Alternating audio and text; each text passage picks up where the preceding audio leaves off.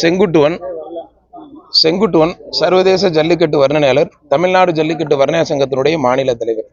Sir, Trichy மாவட்டத்தை பொறுத்த வரைக்கும் ஒரு பிரச்சனை ரொம்ப நாளாக நீண்ட காலமாக ஒரு கோரிக்கை வச்சுட்டு இருக்காங்க. மாட்டோட ஓனர், உரிமையாளர்கள், விழா கமிட்டினர். திருச்சி மாவட்டத்தில் மட்டும் இந்த ஆன்லைன் டோக்கன் பிரச்சனையாக இருக்குது.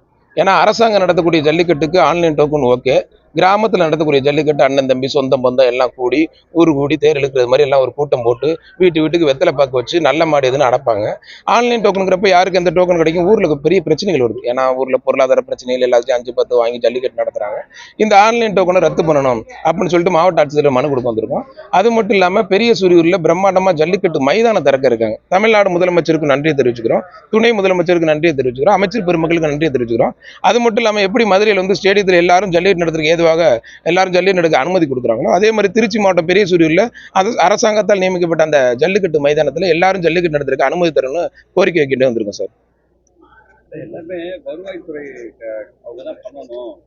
துறை என்ன பண்ணணும்னா சார், வருவாய்த்துறை வந்து தொடங்கி வைக்கணும், உறுதிமொழி எடுக்கணும், அரசு விதிமுறைக்கு உட்பட்டு ஜல்லிக்கட்டு நடக்குதான்னு பார்க்கணும். மற்றபடி ஜல்லிக்கட்டை ஏற்பாடு பண்ணுறது விழா குழுவினர், ஊர் பொதுமக்கள், இளைஞர்களெல்லாம் சேர்ந்து இந்த ஜல்லிக்கட்டு நடத்துகிறாங்க. இப்போ அவனியாபுரம், பாலமேடு, அலங்காநல்லூர் இது வந்து அரசாங்கம் நடத்துகிறாங்க. கண்டிப்பாக அதுக்கு ஆன்லைன் டோக்கன் போடணும். அரசு நடத்தக்கூடிய ஜல்லிக்கட்டு முழு செலவையும் அரசாங்கமே ஏற்றுக்கிறாங்க. ஆனால் திருச்சி மாவட்டத்தில் அப்படி கிடையாது. பாவப்பட்ட ஏழை மக்கள் இருக்காங்க. இந்த லால்குடி தொகுதியிலலாம் நிறைய ஜல்லிக்கட்டு நடக்குது. மணப்பாறை தொகுதியில் அதிகம் ஜல்லிக்கட்டு. பாவம், ரொம்ப ஏழ்மையான மக்கள். அவங்களோட 2 லட்சம் 3 லட்சம் போட்டு மணப்பாறை மக்களால், இந்த லால்குடி மக்களால் பேரிக்கார்டே கட்ட முடியாது. அவங்க ஆன்லைன் டோக்கன் கொடுத்தானே எப்படி பண்ண முடியும்? ரொம்ப ஜல்லிக்கட்டு பாதிக்கப்படுது.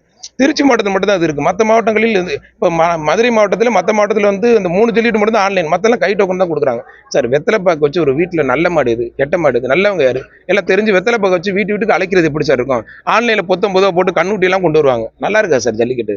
அதுக்காக தான் கொஞ்சம் இந்த மாவட்ட ஆட்சித்தலைவர் பரிசீலனை பண்ணி இந்த ஜல்லிக்கட்டு ஆன்லைன் டோக்கனை ரத்து பண்ணணும்னு கேட்டுக்கிறேன் சார். செங்குட்டுவன், சர்வதேச ஜல்லிக்கட்டு வர்ணனையாளர், தமிழ்நாடு ஜல்லிக்கட்டு வர்ணனையாளர் சங்கத்தினுடைய மாநில தலைவர் சார்.